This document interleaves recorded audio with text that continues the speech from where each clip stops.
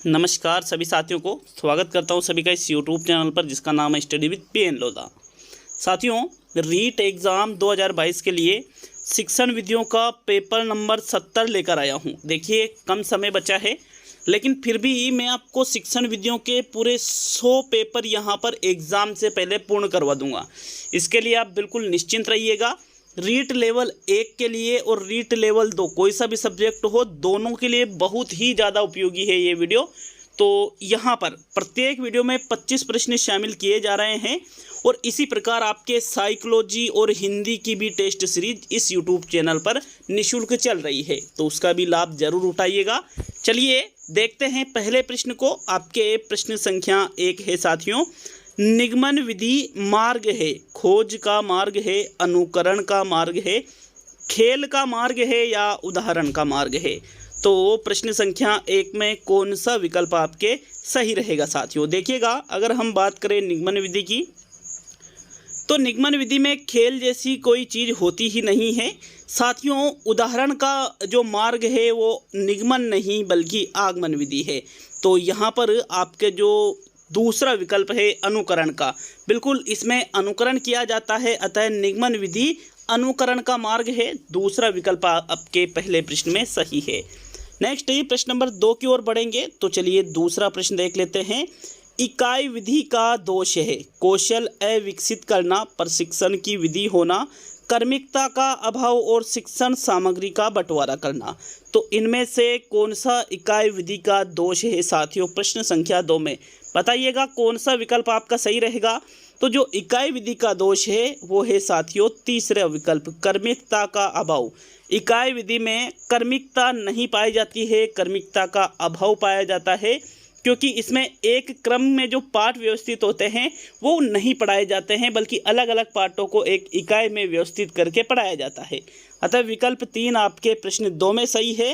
Next प्रश्न number 3 की ओर बढ़ते हैं। तो तीसरा प्रश्न है, उपलब्धि परीक्षण का अंतिम सोपान है, समस्या का चुनाव करना, समय निर्धारण करना, नीलपत्र बनाना और अंक तालिका का निर्माण करना। तो प्रश्न नंबर 3 का राइट आंसर बताइए कौन सा सही रहेगा साथियों? जो उपलब्धि परीक्षण है इसका अंतिम सोपान क्या है? तो सबसे लास्ट में जो पद है या जो सोपान है वो आपसे पूछा जा रहा है प्रश्न नंबर 3 में। तो देखो, समस्या का चुनाव पहले कर लिया जाता है, समय का निर्धारण भी पूर्व में ही कर लिया जाता है और नील पत्र भी पहले ही बना लिया जाता है। आपके जो चौथा विकल्प है अंक तालिका का निर्माण करना, ये बिल्कुल आपका सही आंसर है। प्रश्न 3 में उपलब्धि परीक्षण का अंतिम सोपान अंक तालिका निर्माण करना है, तो फोर्थ विकल्प तीसरे प्रश्न में सही है। नेक्स्ट प्रश्न नंबर 4 की ओर बढ़ते हैं। चलिए चौथा प्रश्न देख लेंगे। आपके प्रश्न संख्या 4 है, मॉन्टेसरी विधि का उपयोग करते हैं मौन वाचन में, सस्वर वाचन में, लेखन शिक्षण में और इनमें से सभी में। देखिए, मॉन्टेसरी विधि मारिया मॉन्टेसरी के द्वारा दी गई है, मैडम मारिया मॉन्टेसरी के द्वारा। और साथियों, इस विधि का उपयोग लेखन शिक्षण के लिए किया जाता है। किस लिए किया जाता है? लेखन शिक्षण के लिए। तो तीसरा विकल्प आपके प्रश्न 4 में सही है। देखिए, इसमें मौन वाचन या सस्वर वाचन पर बल नहीं दिया जाता है, सिर्फ और सिर्फ लेखन शिक्षण पर ही बल दिया जाता है साथियों। तो अतः तीसरा विकल्प आपके प्रश्न 4 में बिल्कुल सही रहेगा। नेक्स्ट प्रश्न नंबर 5 की ओर बढ़ेंगे। तो चलिए पांचवा प्रश्न, सुंदर लेखन के अभ्यास के लिए उपयुक्त रहेगा श्रुतलेख, प्रतिलेख, अनुलेख और कहानी लिखना। तो देखो, आपके जो पांचवा प्रश्न है, बात की जा रही है सुंदर लेखन का अभ्यास करने की।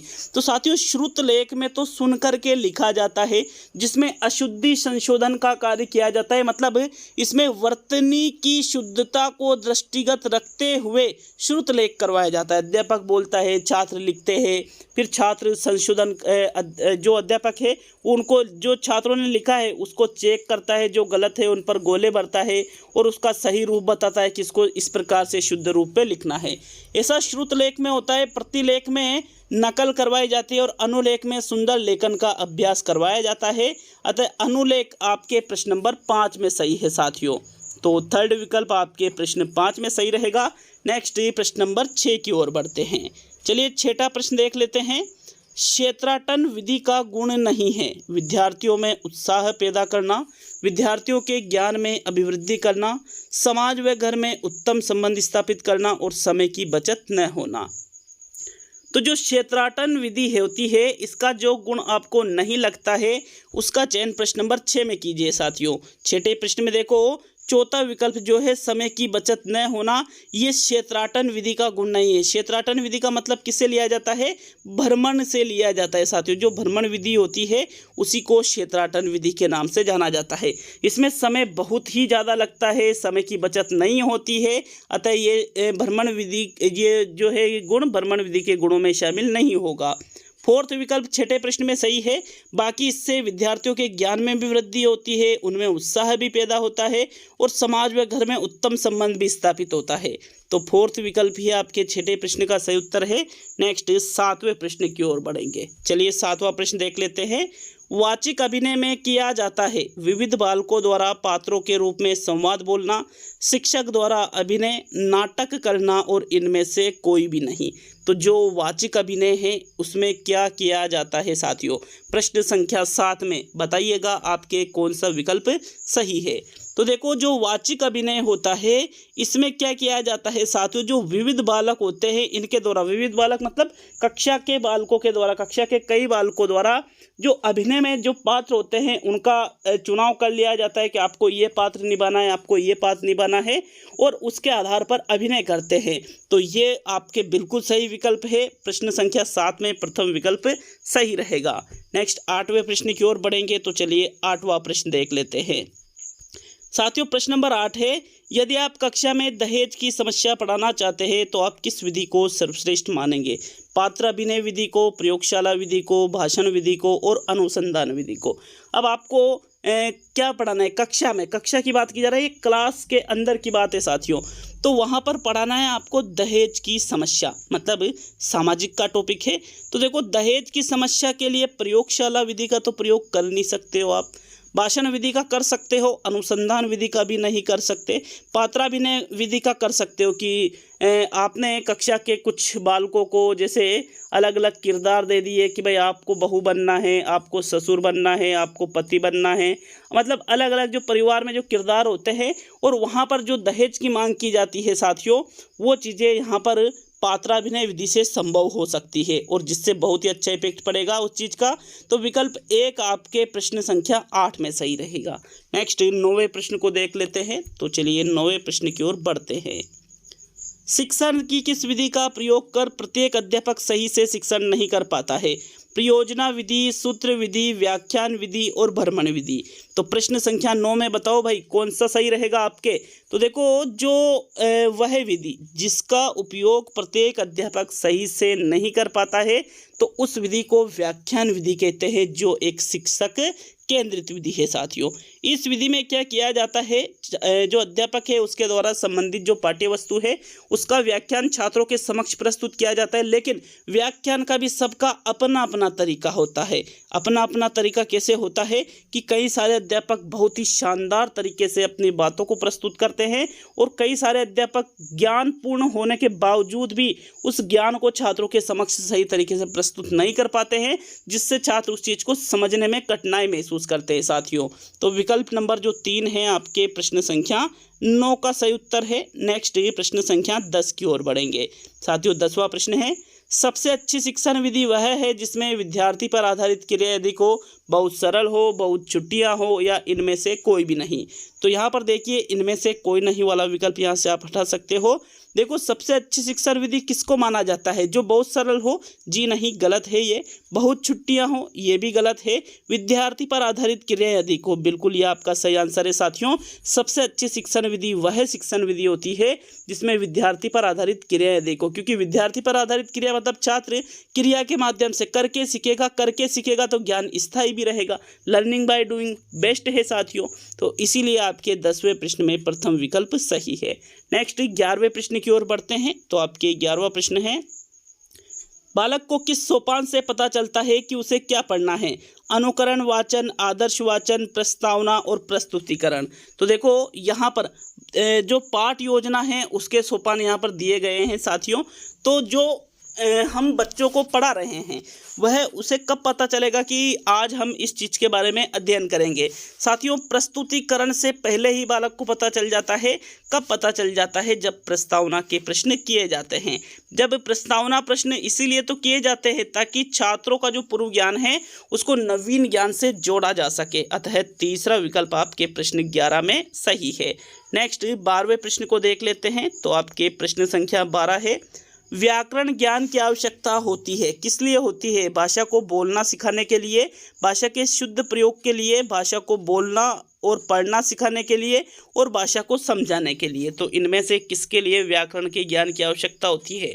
12वें प्रश्न में राइट आंसर बताइए। तो इसका जो सही उत्तर है साथियों, समझाने के लिए या बोलना सिखाने के लिए नहीं, बल्कि भाषा के शुद्ध प्रयोग के लिए। किसके लिए? कि बालक व्याकरण का यदि बालक को पूर्ण ज्ञान है तो वह जिस भाषा का प्रयोग करेगा उसकी भाषा बिल्कुल शुद्ध रहेगी, व्याकरण के अनुसार रहेगी साथियों। अतः भाषा के शुद्ध प्रयोग के लिए किसकी आवश्यकता होती है? व्याकरण के ज्ञान की आवश्यकता होती है। विकल्प 2 आपके प्रश्न 12 में सही है। नेक्स्ट प्रश्न नंबर 13 की ओर बढ़ते हैं। तो चलिए 13वें प्रश्न को देख लेते हैं। वह विधि जिसमें विद्यार्थी अपना अध्ययन कार्य अध्यापक की देखरेख में पूर्ण करते हैं कहलाती है। क्या कहा जाता है उस विधि को? स्व अध्ययन विधि कहा जाता है, गृह कार्य विधि कहा जाता है, पर्यवेक्षित अध्ययन विधि कहा जाता है या मौखिक कार्य विधि कहा जाता है? तो देखो यहाँ पर पहला सही रहेगा, तीसरा, दूसरा या चौथा। साथियों, अध्यापक की देखरेख में कार्य पूर्ण कर रहा है विद्यार्थी, मतलब अध्यापक सिर्फ देखरेख कर रहा है, बाकी सारी चीज़ें किसके द्वारा की जा रही है? छात्रों के द्वारा की जाती है। तो ऐसा जिस विधि में होता है उसको पर्यवेक्षित अध्ययन विधि के नाम से जाना जाता है। किस नाम से जाना जाता है? पर्यवेक्षित अध्ययन विधि के नाम से उसको जाना जाएगा। विकल्प 3 आपके 13वें प्रश्न में सही है।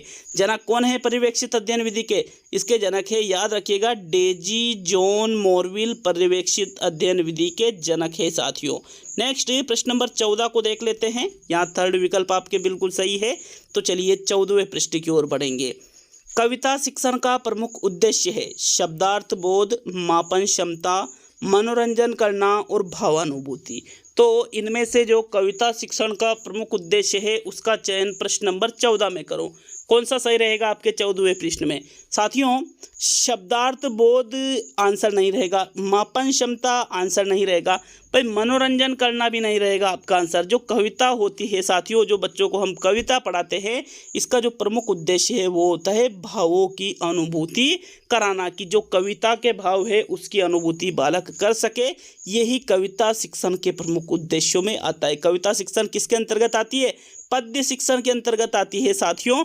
जैसे इसमें भावानुभूति के अलावा रसानुभूति, सौंदर्यानुभूति, ये चीज़ें भी इसके प्रमुख उद्देश्यों में ही शामिल है। तो फोर्थ विकल्प आपके 14वें में सही है। नेक्स्ट प्रश्न नंबर 15 को देख लेते हैं। आपके 15वां प्रश्न क्या पूछ रहा है? भाषा संसर्ग विधि उपयोगी है पद्य शिक्षण में, गद्य शिक्षण में, व्याकरण शिक्षण में और लेखन शिक्षण में। तो इनमें से जो भाषा संसर्ग विधि है किसमें उपयोग की जाती है? भाषा संसर्ग विधि का उपयोग किसमें किया जाता है? प्रश्न नंबर 15 में बताइएगा सही आंसर कौन सा रहेगा आपके। तो साथियों, जो भाषा संसर्ग विधि होती है इसका उपयोग पद्य या गद्य शिक्षण या लेखन शिक्षण में नहीं होता है, बल्कि व्याकरण शिक्षण में होता है। किसमें होता है? व्याकरण शिक्षण में। एक और बात मैं आपको बता दूं, ये जो भाषा संसर्ग विधि है ये साथियों मनोवैज्ञानिक विधि नहीं है, लेकिन फिर भी उपयोगी विधि इसको माना जाता है। इसमें क्या किया जाता है? अलग से व्याकरण का ज्ञान नहीं दिया जाता है, बल्कि भाषा संसर्ग विधि में जो बच्चों को हम पाठ पढ़ाते हैं तो उसी के साथ साथ व्याकरण का ज्ञान करवा दिया जाता है। तो ये होती है आपके भाषा संसर्ग विधि। विकल्प 3 आपके प्रश्न 15 में सही रहेगा। नेक्स्ट 16वें प्रश्न को देख लेते हैं। तो चलिए 16वां प्रश्न, प्रस्तावना का मूल आधार होता है पूर्व ज्ञान, सहायक सामग्री, शिक्षण उद्देश्य और समस्यात्मक प्रश्न। तो जो प्रस्तावना का मूल आधार है उसका चयन प्रश्न नंबर 16 में करो। साथियों, प्रस्तावना प्रश्न जो हम करते हैं वो बालक के पूर्व ज्ञान पर आधारित होते हैं। अंतिम प्रश्न समस्यात्मक होता है वो अलग बात है, लेकिन उसके पहले के जो प्रश्न होते हैं, जैसे टोटल हमने प्रस्तावना में 5 प्रश्नों को शामिल किया, तो जो 4 प्रश्न हैं ये पूर्व ज्ञान पर ही आधारित रहेंगे और जो 5वां प्रश्न है ये समस्यात्मक रहेगा। समस्यात्मक मतलब जिसके बारे में हम पढ़ाने वाले हैं। तो विकल्प 1 आपके 16वें प्रश्न में सही रहेगा। नेक्स्ट प्रश्न नंबर 17 की ओर बढ़ेंगे। चलिए 17वां प्रश्न देख लेते हैं साथियों। आपके प्रश्न नंबर 17, भाषा शिक्षण की यह सामग्री श्रव्य नहीं है। Lingua phone, gramophone, tape recorder और गिनतारे। तो इनमें से कौन सी सामग्री श्रव्य सामग्री के अंतर्गत नहीं आती है साथियों? किसको शामिल नहीं किया जाता है श्रव्य सामग्री में? तो देखो, जो लिंगुआ फोन है एक श्रव्य सामग्री है, ग्रामोफोन है श्रव्य सामग्री है, टेप रिकॉर्डर श्रव्य सामग्री है, लेकिन गिनतारे श्रव्य सामग्री नहीं है, बल्कि गिनतारे क्या है? एक दृश्य सामग्री है। अतः विकल्प नंबर जो 4 है आपके प्रश्न संख्या 17 में बिल्कुल सही आंसर है। नेक्स्ट 18वें प्रश्न को देख लेते हैं। तो साथियों आपके प्रश्न नंबर 18, भाषा शिक्षण में मूल्यांकन उपागम के प्रवर्तक है कौन है? H.C. मॉरिसन है, किलपेट्रिक है, B.S. ब्लूम है और ऑगस्टस फ्रेडरिक फ्रोबेल है। तो इनमें से मूल्यांकन उपागम के प्रवर्तक या जनक किसको कहा जाता है भाषा शिक्षण में साथियों? 18वें प्रश्न में सोच समझ करके दीजिएगा साथियों आंसर। कौन सा रहेगा आपके प्रश्न नंबर 18 में सही उत्तर? तो देखो, यहाँ पर फ्रोबेल ने किंडरगार्टन दी है, मॉरिसन ने यहाँ पर इकाई विधि दी है, किलपेट्रिक ने यहाँ प्रयोजना विधि दी है, और जो मूल्यांकन उपागम के प्रवर्तक है वो है B.S. ब्लूम। कौन है साथियों? B.S. ब्लूम या बेंजामिन ब्लूम को ही भाषा शिक्षण में मूल्यांकन उपागम का प्रवर्तक कहा जाता है। तो थर्ड विकल्प आपके प्रश्न 18 में सही है। नेक्स्ट प्रश्न नंबर 19 की ओर बढ़ते हैं।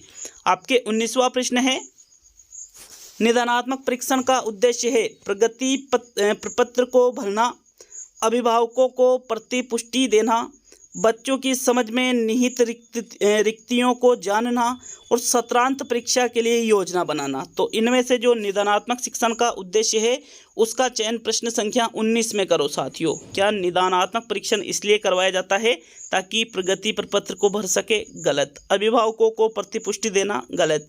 बच्चों की समझ में निहित रिक्तियों को जानना? बिल्कुल सही आंसर है साथियों। तीसरा विकल्प आपके 19वें प्रश्न में सही है। निदानात्मक परीक्षण का प्रमुख उद्देश्य होता है बच्चों की समझ में निहित रिक्तियों को जानना। रिक्तियों मतलब कमियों को जानना। थर्ड विकल्प आपके 19वें प्रश्न में सही आंसर है साथियों। चलिए नेक्स्ट 20वें प्रश्न की ओर बढ़ते हैं। तो आपके प्रश्न नंबर 20 है, अमूर्त गणित के अधिगम का प्रथम चरण प्रारंभ होता है प्राथमिक स्तर पर, माध्यमिक स्तर पर, उच्च स्तर पर और सभी स्तरों पर। तो 20वें प्रश्न का बताओ भाई कौन सा सही आंसर रहेगा आपके? अमूर्त गणित के माध्यम से। देखो, गणित एक अमूर्त भाषा है और गणित हम बच्चों को कक्षा 1 से ही पढ़ाते हैं, अर्थात कक्षा 1 मतलब कौन सा स्तर? प्राथमिक स्तर साथियों। बिल्कुल सही आंसर है। प्राथमिक स्तर पर ही अधिगम का प्रथम चरण प्रारंभ हो जाता है अमूर्त गणित के। विकल्प 1 आपके प्रश्न 20 में सही है। चलिए नेक्स्ट प्रश्न नंबर 21 की ओर बढ़ेंगे। तो 21वां प्रश्न देख लेंगे। आपके प्रश्न संख्या 21, गणित की प्रकृति है ठोस प्रकृति है, मूर्त प्रकृति है, अनिश्चित प्रकृति है और तार्किक प्रकृति है। तो साथियों, गणित की जो प्रकृति अनिश्चित तो नहीं है, ना ही ठोस है। मूर्त और तार्किक बिल्कुल दोनों ही विकल्प सही हो सकते हैं, लेकिन फिर भी अगर हम सर्वश्रेष्ठ विकल्प का चयन करें तो गणित की प्रकृति यहाँ पर मूर्त भी नहीं है, अमूर्त है ना। यहाँ थोड़ा ध्यान से उतर गया था, मुझे लगा अमूर्त है। बिल्कुल यहाँ मूर्त भी गलत हो गया। तो आपका आंसर क्या रहेगा साथियों? तार्किक रहेगा। चौथा विकल्प आपके प्रश्न संख्या 21 का सही उत्तर है।